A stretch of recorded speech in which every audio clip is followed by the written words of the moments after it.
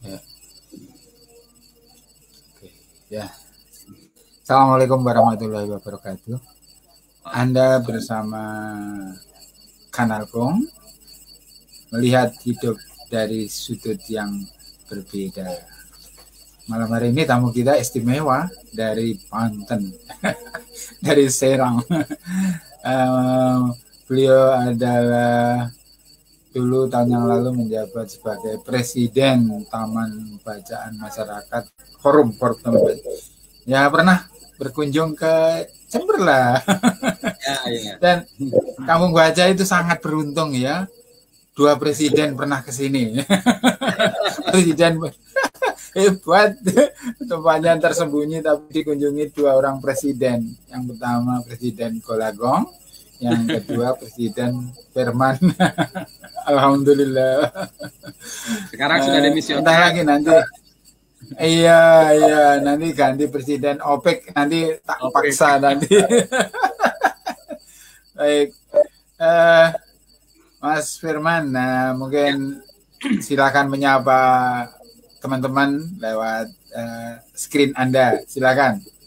Oke, terima kasih Pak Iman Suligi. Kanal Kung nih ya, Kampung Baca. Iya. Sudah lama tidak bertemu, tetapi namanya apa? Pandemi selalu ada jalan-jalan alternatif untuk kita berinteraksi begitu ya. Dan alhamdulillah saya hari ini dengan Pak Iman, sosok yang bagi saya sangat menginspirasi begitu ya, karena konsistensi beliau dalam kegiatan literasi di Indonesia ini begitu. Saya sulit untuk menolak jika ada kegiatan-kegiatan yang berkaitan dengan Kampung Baca ini. Luar biasa. Alhamdulillah. Iya. Bang Firman sekarang apa kegiatannya? Mengajar ya? Kegiatannya mengajar saja. Mengajar, kemudian juga kebetulan saya diamanahi di kampus mengurusi penerbitan sekarang, Pak Iman. Oh, jadi alhamdulillah tidak jauh dengan apa yang biasa dilakukan begitu ya. Iya. Lebih ke produk bukunya begitu sekarang. Jadi saya diamanahi memegang Untirta Press di kampus. Untirta Universitas apa itu? Untirta Tirtayasa. Oh ya, Untirta. Jadi kerjanya menerbitkan buku sekarang. Iya. Tadi sudah ada daftar pertanyaan sebetulnya, tapi tiba-tiba hilang. Iya. Kalau rumah dunia dengan tempat Mas Firman dekat ya? Kalau jadi rumah dunia itu ada di tengah-tengah gitu ya, di tengah-tengah kampung. Saya itu berada di sebelah kirinya, Mas Golagong berada di sebelah kanan. Nah, jadi rumah dunia itu di tengah-tengah antara rumah kami itu. Iya. Nah, jadi saya dengan Mas Gong tetanggaan. Jarak berapa kilometer kira-kira? Dekat sekali ya? Dekat sekali, tidak sampai 50 meter. Dekat sekali. Iya, luar biasa. Saya bisa lihat langsung keluar gitu. Bisa memantau terus ya? Ya. Iya, Mas Firman. Ini saya jadi teringat waktu masih mengajar ini ya. Murid-murid saya yang suka membaca itu menunjukkan perilaku yang beda, misalnya dalam hal tertentu itu saya melihat ini mesti ada hubungannya lah dengan aktivitas kebiasaannya dia. Misalnya kalau saya muter lagu itu dia nggak menolak lagu apapun. Jadi kalaupun lagu klasik, walaupun nggak akrab dia suka aja dia, nggak menolak. Tapi sementara yang lain itu begitu saya muterin lagu klasik ya, lagu-lagu yang agak gitu, dia agaknya menolak, kayaknya nggak suka. Ini lagu apa sih, ngantuk Pak. Nah, padahal dianya ini klasik juga oke, lagu yang rentaknya tinggi juga oke, terus lagu keroncong pun juga nggak apa-apa. Jadi dengan usia rentang waktu seperti itu, saya juga anak ini beda memang ya, dan memang saya lihat oh dia punya sesuatu gitu loh. Jadi apa namanya, terus dalam berbicara juga ada semacam fluency gitu ya, kelancaran mengekspresikan sesuatu. Ini mesti something within his ya. Gimana itu? Kira-kira Anda menandai hal yang seperti itu, mungkin mahasiswanya juga bisa dianukan ya. Gimana Mas? Iya. Saya kira ketika berbicara tentang pendidikan, Pak Iman, ada beberapa hal di mana kita itu sudah terkonstruksi bahwa pendidikan itu ada di formal saja, begitu ya. Itu standar atau imaji umum dari masyarakat kita di Indonesia, sehingga orang masuk ke institusi formal itu ya membiarkan saja. Kenapa? Dianggapnya ilmu pengetahuan itu ada di dunia formal. Nah, sementara di sisi yang lain, kalau kita kembali ya, setback membaca beberapa referensi dari aktivis pendidikan, tidak usah jauh-jauh. Misalnya kita referensikan pada Ki Hajar Dewantoro misalnya. Nah, Dewantoro sejak awal memposisikan bahwa sekolah itu salah satu saja dari pusat-pusat ilmu pengetahuan yang dimungkinkan terjadi, gitu ya. Jadi boleh di formal, artinya di institusi sekolah, begitu, boleh di keluarga, boleh di lingkungan atau masyarakat. Nah, dari sini kita melihat bahwa sebetulnya pendidikan atau ilmu pengetahuan itu bisa hadir di mana saja. Nah, pertanyaannya adalah mengapa di masyarakat kita hari ini selalu ujung-ujungnya menyerahkan pada institusi formal. Dan pada akhirnya seakan-akan orang tua itu lepas diri begitu. Lepas diri, udah itu udah dimasukin ke sekolah begitu. Jadi seperti tidak memiliki tanda kutip kewajiban untuk memberikan ilmu pengetahuan kepada si anak. Padahal menurut saya begitu banyak siswa atau pelajar atau anak-anak yang jangan-jangan mungkin saja di formalnya itu nakal begitu ya, sering memberontak, ingin terlihat show off dan seterusnya. Jangan-jangan karena lingkungan pendidikan formal tidak memberikan ruang ekspresi lebih jauh, lebih dalam dan lebih menyenangkan. Nah, sementara di dunia non formal atau di pendidikan keluarga, jangan-jangan dia mendapatkan ruh ilmu pengetahuan di tempat yang lain, gitu.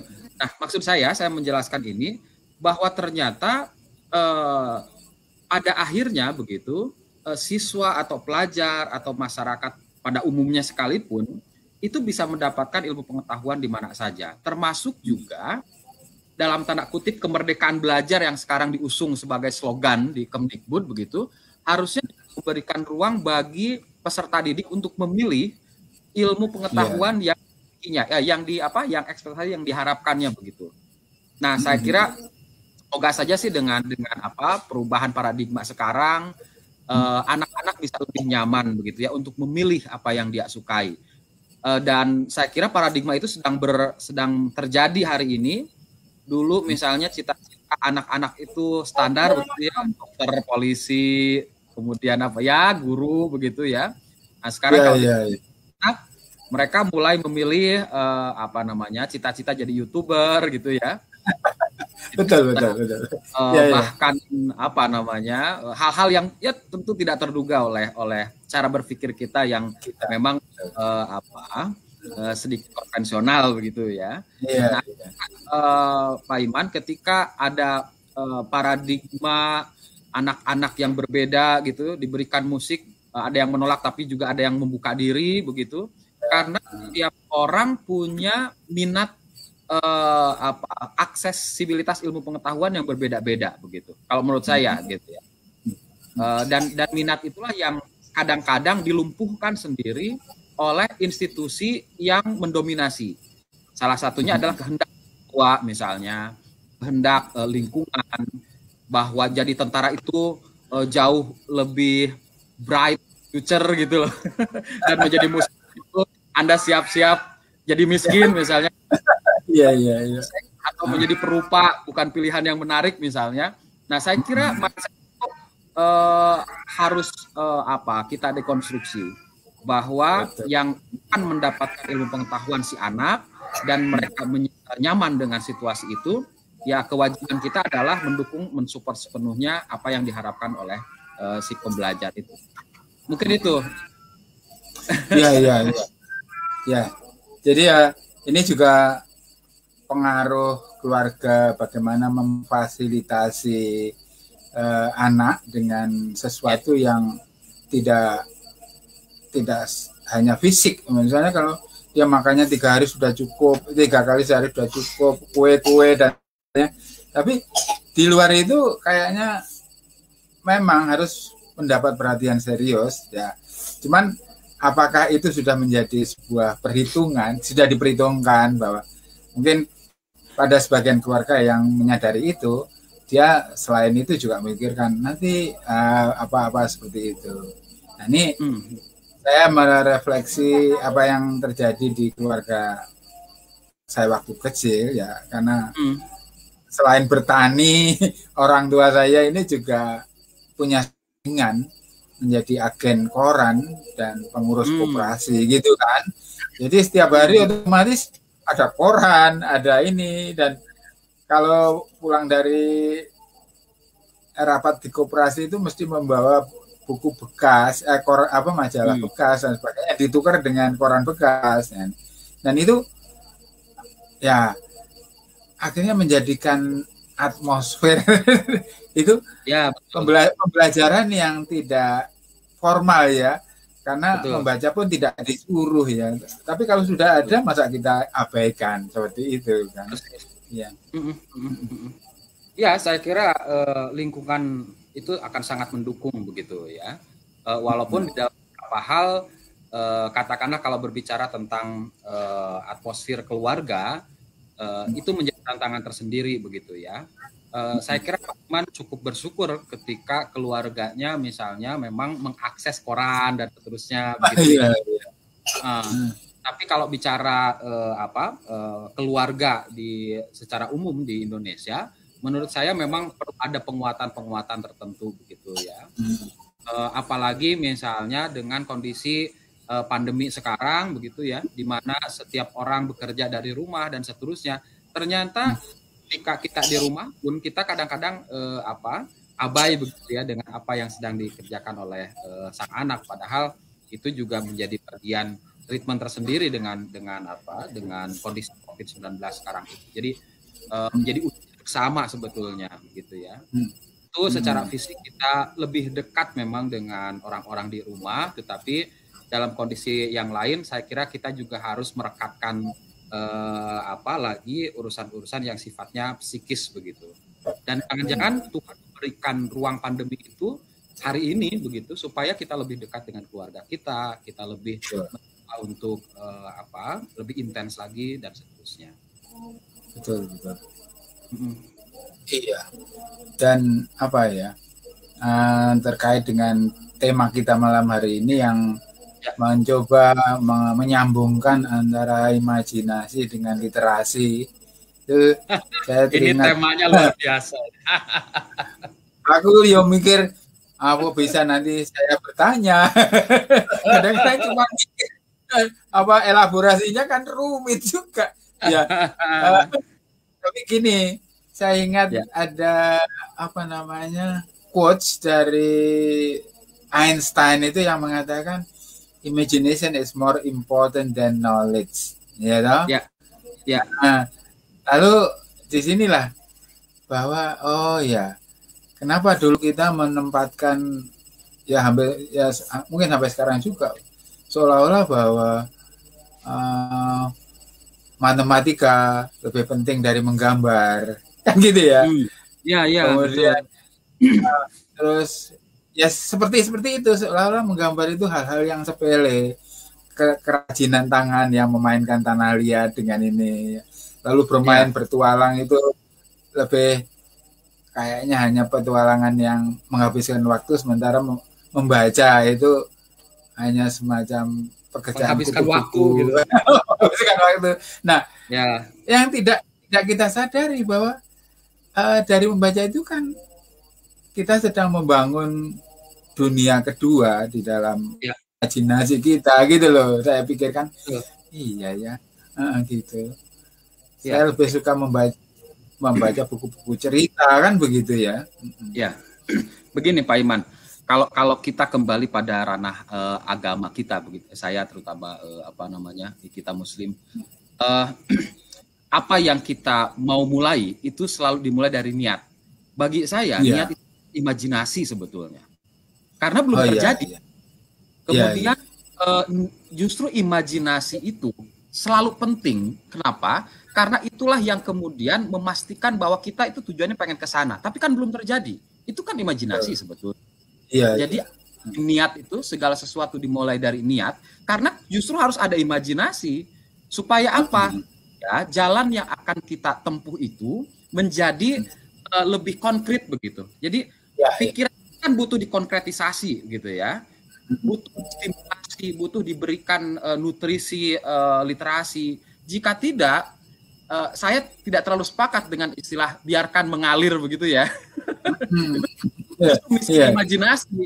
Biarkan mengalir itu misi imajinasi. Kenapa? Karena kayak ada tujuan gitu loh. Jadi kalau presiden yang dikejar pertama adalah visi misi, yaitu imajinasi. Bayangkan dalam kehidupan kita tidak ada imajinasi. Semuanya harus harus konkret, harus jelas, itu menurut saya berbahaya. Karena dengan imajinasi justru kita bisa memimpikan beberapa hal yang mungkin belum terjadi, tetapi itu menjadi tujuan yang penting begitu ya, merangsang pikiran kita. Dan kalau Einstein mengatakan seperti itu karena apa yang dia katakan itu betul-betul sudah diwujudkan. Ya, Newton juga kan berpikir hal yang sama. Ketika misalnya katakanlah ketika di lab lalu tidak berhasil, dia kan mengimajinasikan dirinya, pokoknya ketika saya tidak berhasil, maka saya akan dekat dengan keberhasilan. Jadi pantang mundurnya itu karena imajinasi, bukan semata-mata bicara tentang nanti saya pasti bisa, nanti saya bukan semata-mata itu, tapi ada konkretisasi imaji yang memang diwujudkan. Dan saya yakin, saya percaya betul, ketika masyarakat kita memiliki imajinasi yang kuat begitu, bicara tentang harapan-harapan, itu insya Allah saya kira negara kita akan luar biasa di kemudian hari. Saya termasuk yang sering menguatkan mahasiswa saya, Pak Iman. Karena mahasiswa saya ini kan orang-orang sastra yang sering minder. Sering minder dalam artian ini ngapain sih gitu ya, belajar sastra, baca novel lagi, dan seterusnya begitu ya. Saya sering katakan kepada mereka, kekuatan kita memang bicara dalam tanda kutip supaya kita belajar pada hal yang mungkin tidak kita lakukan, tetapi kita mendapatkan ibroh dari cerita-cerita itu gitu ya. Nah, dari situlah kemudian justru kita mendapatkan begitu banyak hikmah. Dan bicara hikmah ya kembali pada urusan keagamaan, ya memang setiap problematika apapun selalu yang dicari adalah apa hikmahnya kan gitu ya. Betul. Iya. Ya, jadi saya lalu agak sedikit ini punya semacam pandangan yang boleh bilang skeptis atau gini ya. Karena imajinasi itu memungkinkan orang untuk berpikir secara divergen, ya memancar ya. Sehingga di dalam pengambilan sikap dia lebih memungkinkan dia untuk memiliki berbagai alternatif, variatif. Variatif. Nah, jadi kalau seorang pemimpin ya hanya pragmatis ya, hanya berpikir jangka pendek, itu jangan-jangan memang dulu tidak mengalami masa-masa di mana fantasinya itu harus berkembang, tapi tidak memperoleh kesempatan gitu loh. Nah, antara lain bacaannya kurang. Kalau sekarang kan kurang piknik, tapi saya mengartikan kurang piknik itu kurang piknik dalam bacaan, kan tidak perlu piknik secara fisik gitu ya. Betul. Saya kira saya menggarisbawahi yang tadi Pak Iman katakan begitu ya. ujung-ujungnya kan sebetulnya ketika kita memiliki cara berpikir alternatif, kemudian kita mencoba untuk selalu tidak hanya berhenti di satu titik begitu ya. Ya itu yang membuat manusia-manusia di masa depan itu tidak ketika targetnya misalnya meleset, dia pasti punya perencanaan-perencanaan yang lain gitu. Dan ini bisa dimulai dari ruang imaji kita di masa kanak-kanak. Saya itu suka khawatir ya dengan keluarga-keluarga misalnya di Indonesia yang cenderung yaitu tadi lebih memilih belum juga sekolah, kemudian keluarganya merasa bangga bahwa anaknya bisa membaca misalnya, padahal belum waktunya.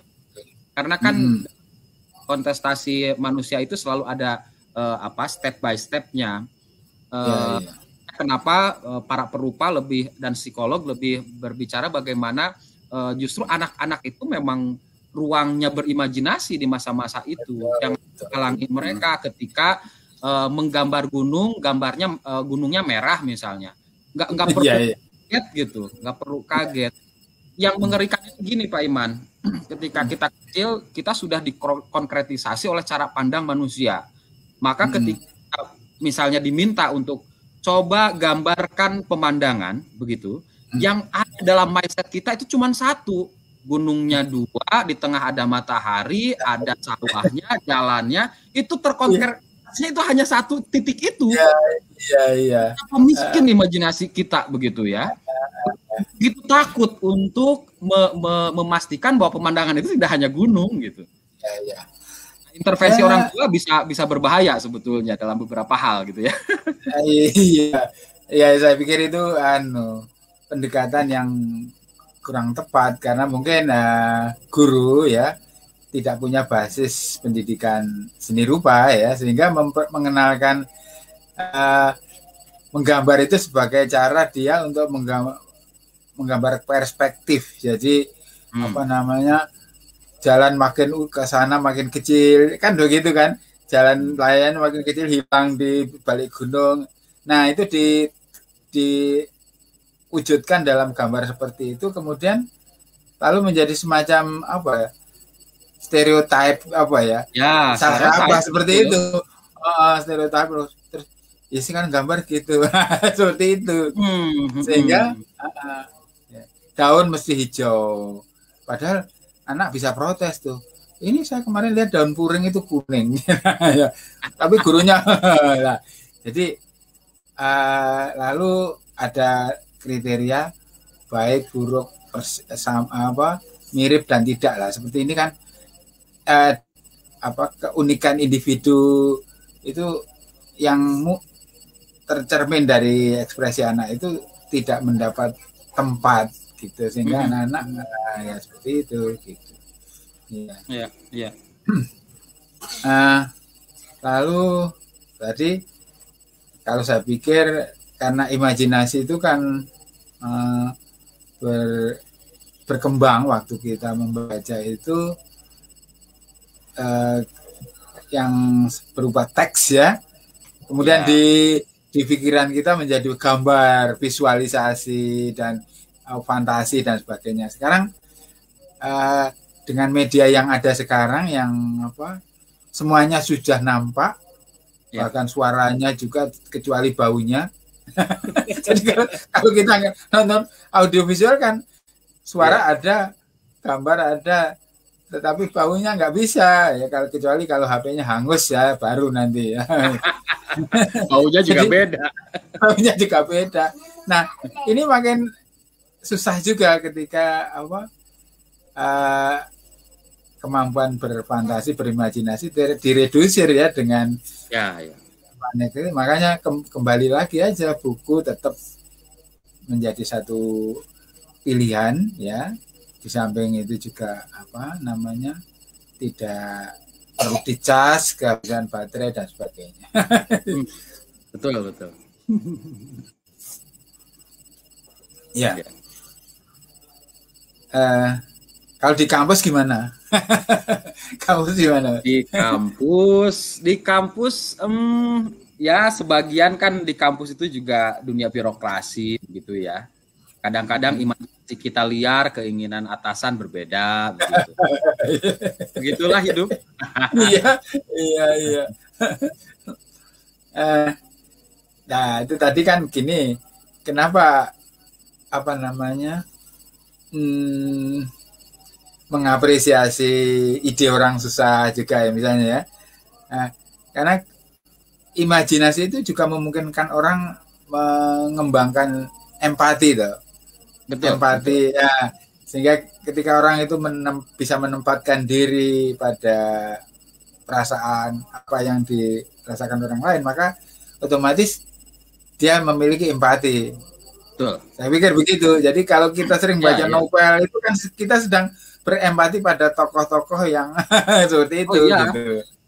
Saya pernah membaca keajaiban air ya, seingat saya itu dari Masaru Emoto, seorang profesor. Oh iya, iya. Itu juga bisa kita jadikan sebagai cermin mungkin Pak Iman di malam ini bahwa Masaru Emoto itu kan penelitiannya kurang lebih fokus pada air begitu ya. Nah, menarik adalah ketika air itu diberikan apresiasi atau diberikan ruang-ruang empati. Betul. Jadi di Masaru Emoto mengatakan begini kepada air itu, air kau telah membuat hidupku menjadi berarti, terima kasih air. Nah, ketika diberikan ucapan terima kasih, ternyata ketika diteliti oleh submikroskopis begitu, struktur kristal air itu berubah menjadi sangat indah. Nah, ketika Masaru Emoto memberikan ruang empati yang negatif begitu, dasar air brengsek akan kubunuh kau, begitu itu bahasa di penelitian itu. Struktur kristal air berubah menjadi tidak jelas, kemudian tidak terstruktur gitu. Nah, itu baru air maksud saya Pak Iman. Iya. Air saja begitu ya. Empati merespon dengan sangat berbeda ketika diberikan hal yang positif dan hal yang negatif, apalagi manusia begitu ya, apalagi manusia. Jadi ketika memberikan ruang empati kepada banyak pihak gitu ya, saya kira dari situ kita bisa belajar bagaimana toleransi kehidupan gitu ya. Kita tidak terlalu sering menjudge orang, tidak terlalu sering menghakimi orang, karena setiap orang itu punya karakteristiknya yang masing-masing. Nah, ini seakan-akan kebenaran itu tunggal gitu. Itu yang mengerikan dalam dunia Facebook, apalagi Twitter, kalau lagi perang Twitter dengan buzzer-buzzernya itu, kita sampai dibuat pusing, ini siapa sih, nggak jelas ini orangnya, tapi kita ngikutin gitu loh. Dan ngikutin seakan-akan yaitu kebenaran itu hanya tunggal begitu ya, padahal dalam banyak karakter tentu interpretatif. Jangan-jangan ini hasil karena pelajaran menggambar kita hanya menggambar gunung. Jangan-jangan begitu. Jangan-jangan begitu. Jangan-jangan karena pendidikan seni rupa dianggap sebagai tidak penting ya, padahal di dalamnya terkandung banyak hal.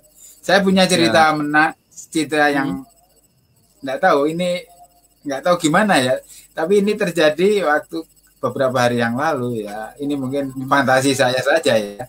Saya di belakang rumah itu menanam pohon kenanga. Kenanga. Itu yang di tempat panahan di situ. Saya mau jelaskan. Dari ini kan turun ya itu Mas Firman ya. Ke bawah. Itu, pas di tangga turun itu, di situ saya tanam kenanga. Itu usianya sudah lebih 10 tahun mungkin. Tapi saya tidak melihat tingginya sudah kurang lebih 10 meteran lah ya.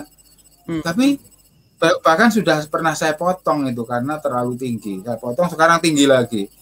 Lalu saya melihat, ini kenanga ini kenapa ya usia segitu kok belum berbunga gitu ya. Kemudian saya kemarin itu saya ngomong-ngomong dengan teman, ngerasani pohon kenanga ini. Ini loh sudah lama ini mau saya tegur kok eman-eman gitu. Ternyata teman saya bilang begini, itu ada buahnya. Jangan-jangan dia tersinggung. Jangan-jangan dia tersinggung lalu. Jadi lalu sejak saat itu saya sering ngomong sendiri dengan tanaman-tanaman itu kamu itu ya gitu ya. Ya, Ya, ini ya, bukan ya. bukan ini, tetapi saya hanya mengasah imajinasi saya bahwa makhluk-makhluk yang lain itu juga perlu apresiasi, perlu. Ya, ya, dan, betul. dan kemarin itu saya mengalami hal yang luar biasa. Mhm. Jadi ya rumah saya kan memang dekat sawah ya. Sering-sering ular itu masuk dan Hmm. apa namanya? Tapi sering kedapatan, lalu ya apa boleh buat, kita melakukan Ya, tindakan preventif ya. betul. Walaupun karena saya tidak punya solusi yang seperti pawang-pawang itu. Nah, bersamaan dengan itu juga rumah saya dengan kondisi yang Mas Firman sudah tahu, itu Ya. menjadi jujukan kucing-kucing. Jadi seringkali kucing datang ke situ, kemudian datang itu sudah beranak, membawa anak 4 gitu. Nah, ya belum pergi, datang yang baru punya anak lagi. Lah saya kan ribet ini. Akhirnya Jadi banyak dong. banyak, saya nggak mampu lagi mengatasi, akhirnya saya buang. Ternyata itu masih datang saja, dan kemarin 2 kali berturut-turut saya menemukan ular yang mati. Yang pertama kecil, dibuat mainan kucing. Gitu ya. Terus yang kemarin itu saya tidak melihat peristiwanya, tetapi ular itu sudah mati. Ini mesti ulah si kucing. Jadi lalu saya sadar ini, wah rupanya kucing ini juga punya peran di sini untuk mengamankan si pemuma gitu. Jadi seperti itu simbiosis dari apa ya, dua makhluk yang berbeda ini. Iya. Kembali ke ini tadi Mas Firman ya. Kembali ke bidang imajinasi. Tadi saya mengatakan di kelas dulu saya sering model pengajaran bahasa dulu kan beda tentunya dengan sekarang ya. Waktu masih SD itu sering kan disuruh membuat kalimat. Nah, ayo buat kalimat dengan kata ini. Dan metodenya juga beda-beda sih. Kalau kita pakai buku bahasaku yang unik itu bukunya, ada 2 seri, buku teks dan buku bacaan. Jadi bahasaku itu A, ada B. Yang A itu buku teks yang berupa teori-teori ya katanya, yang B itu bacaan saja. Nah, jadi kita selalu diberikan itu. Nah, ada juga tugas membuat kalimat itu dalam bentuk komik, tapi tidak punya kata-kata. Kita disuruh membuat apa percakapan dari gambar-gambar itu. Otomatis kita akan mengarang ya. Nah, suatu hari guru memberi tugas, buatlah kalimat dengan kata burung. Nah, rata-rata mereka yang bacaannya tidak banyak itu kalimatnya standar banget. Burung terbang di langit. Nah, ini kan burung terbang di langit. Ya kalau terbang di sungai namanya berenang, gitu. Kan seperti itu ya. Ada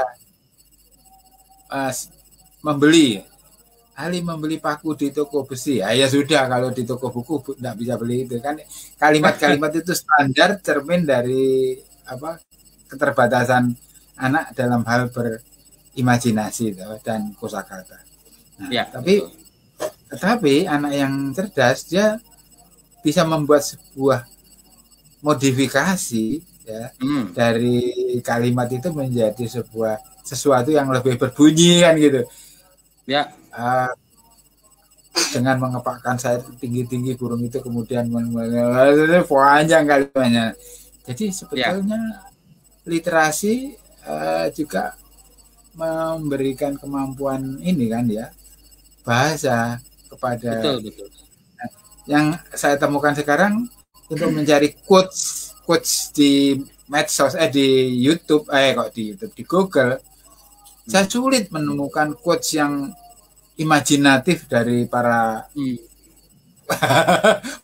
tokoh-tokoh di sini. Saya baru menemukan itu di Winston Churchill, Albert Einstein seperti itu. Yang pakai nama-nama lokal itu kok saya terbatas sekali. Ini mungkin kenapa kira-kira.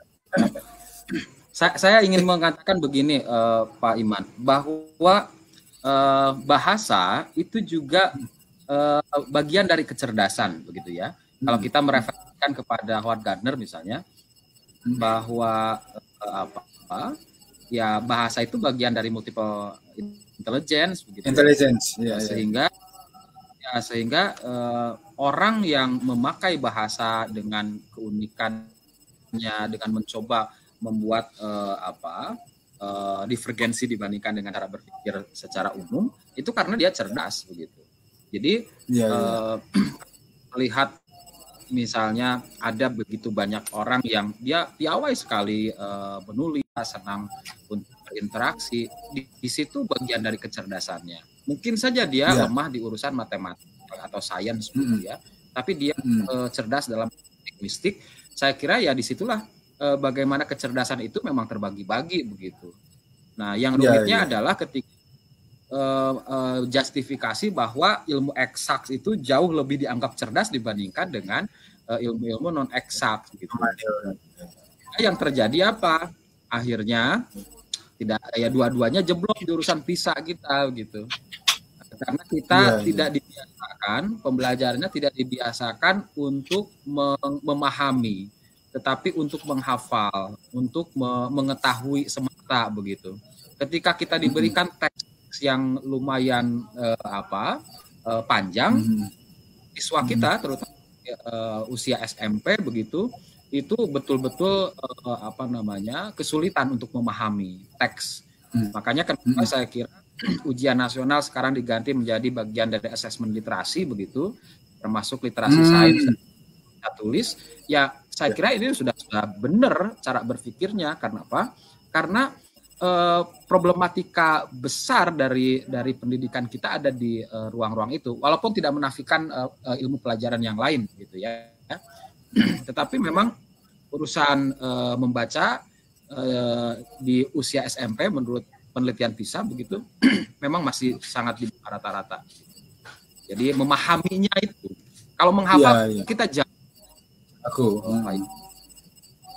Tapi untuk memahami bingung gitu. Diberikan pengecoh sedikit bingung, gitu. Apalagi yang sifatnya interteks, begitu ya. Kan kalau kita melihat ke sekolah ya, nampaknya perpustakaan itu berhenti di slogan bahwa perpustakaan adalah jantung pendidikan. Tapi realitas yang kita temukan luar biasa menyedihkan. Ya, walaupun tidak menurut berhenti di slogan. Iya, saya masuk di grup pustakawan di medsos itu, masuk di beberapa grup pustakawan. Nah, saya kadang-kadang melihat sedih saya, karena yang muncul dari status member yang rata-rata semua perpustakaan itu, topik yang disampaikan itu adalah masalah pengangkatan, ya, kenaikan jabatan. Mereka tidak punya jabatan fungsional ya. Jadi umumnya perpustakaan itu dianggap TU ya. Beda dengan guru. Dengan guru pengangkatan sebagai guru ada, tapi pengangkatan sebagai pustakawan itu sangat langka dan ya boleh dibilang nyaris ya gitu ya. Nah, yang muncul di situ ini keluhan-keluhan saja, dan kalaupun bertanya mereka tanya hal-hal yang sebetulnya mendadak. Jadi sebetulnya ini potret bahwa sekolah itu kurang. Ya tidak semua tentunya ya, ada sekolah-sekolah yang sangat bagus. Tapi melihat dari itu saya agak sedih juga. Ya. Dan karena saya juga mengalami waktu dulu ya, dan saya juga melihat bahwa jabatan-jabatan tertentu di birokrasi, tugas kepala perpustakaan itu seolah-olah jabatan yang menjadi transit. Nah, sebelum karena mau ditaruh di sini belum malah dibilangnya buangan itu. Nah, itu dia. Hal yang seperti itu kan perlu diprihatinkan ya, karena itu sebenarnya tempat yang the house of wisdom ya. Yes. Perpustakaan the house of wisdom ya. Jadi ya. Pak Iman, saya pernah berbicara langsung ketika diundang oleh dinas perpustakaan ya. Kebetulan itu di hari kunjung perpustakaan. Saya kebetulan waktu itu di Dewan Riset Daerah, karena disuruh jadi narasumber, saya ngomong aja. Saya katakan bahwa di Indonesia itu kita jago untuk membuat regulasi, tetapi implementasi jauh sekali.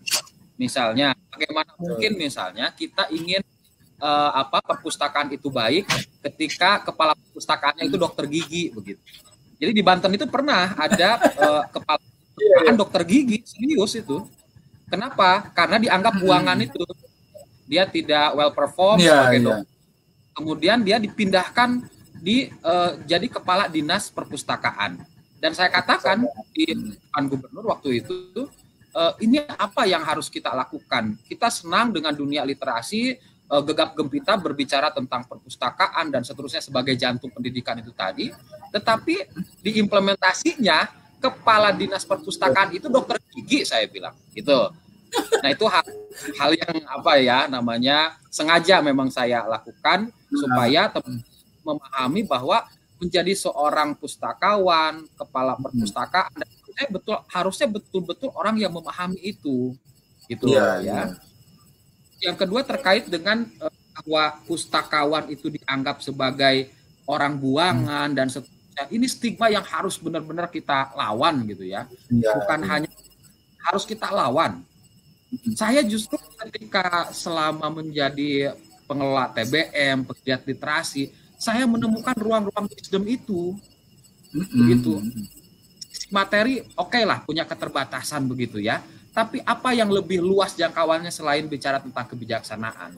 Bicara tentang bagaimana orang saling mengasihi, meminjamkan buku, itu kan meminjamkan ilmu pengetahuan, mengakses uang yang mungkin orang lain tidak bisa mengaksesnya, dan kita dengan penuh perasaan membagikan buku kepada orang yang mau membaca, itu biasa, dan itu peradaban yang tinggi menurut saya begitu ya. Jadi melihat perspektif seorang pustakawan yang sering dianggap ya sebagai orang buangan lah menurut saya itu harus dilawan gitu ya. Betul. Sangat salah. Ya, jadi kalau ada kantor kemudian ada tenaga di kantor itu performnya kurang bagus, lalu dipindahkan ke perpustakaan, itu pelecehan. Itu benar-benar tidak masuk akal sih kalau menurut saya gitu. Karena semua juga apalagi di dunia birokrasi ya sama saja sebetulnya. Iya. Baik Mas Firman.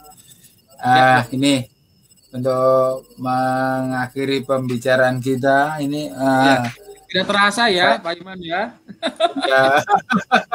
Kita mengharapkan sesuatu dari Pak Firman ke depan, generasi yang kita persiapkan untuk menghadapi masa depan Indonesia. Tentu harus mempunyai asupan gizi yang tidak hanya gizi fisik ya, makanan, tapi gizi literasi. Mungkin Pak Firman punya sesuatu yang bisa disampaikan ya, gimana?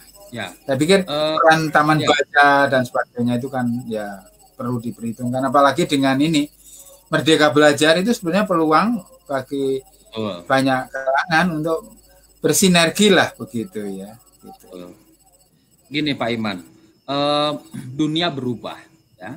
Yang dulu kita mengagung-agungkan kualifikasi, sekarang yang dikejar adalah kompetensi.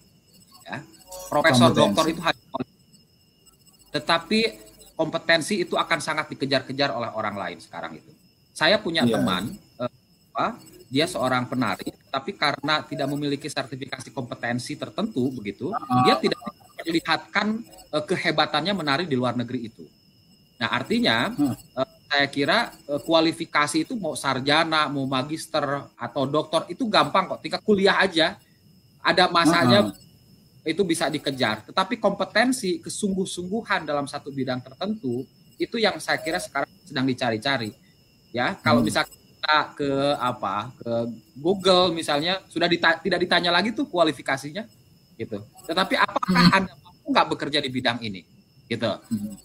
Sehingga saya kira Indonesia ke depan itu harus serius dalam urusan kompetensi itu. Bagaimana orang-orang yang bekerja itu nyaman di bidangnya, betul-betul tidak hanya sekedar mengkualifikasikan diri, tapi mengkompetensikan diri, begitu. Saya kira mungkin itu sih, dan kata kuncinya tetap literasi, karena tidak mungkin orang memiliki kompetensi tertentu kalau dia lemah di urusan literasi. Saya kira itu Pak Iman yang bisa saya share. Ya, terima kasih sekali Pak Firman. Ya. Moga-moga nanti ke depan dunia literasi makin mendapat atmosfer yang lebih sejuk. Generasi kita lebih mempunyai prospek ini. Terima kasih. Lagi-lagi salam untuk teman-teman. Siap. Terima kasih Pak Iman. Insya Allah kita lain waktu. Waalaikumsalam warahmatullahi wabarakatuh.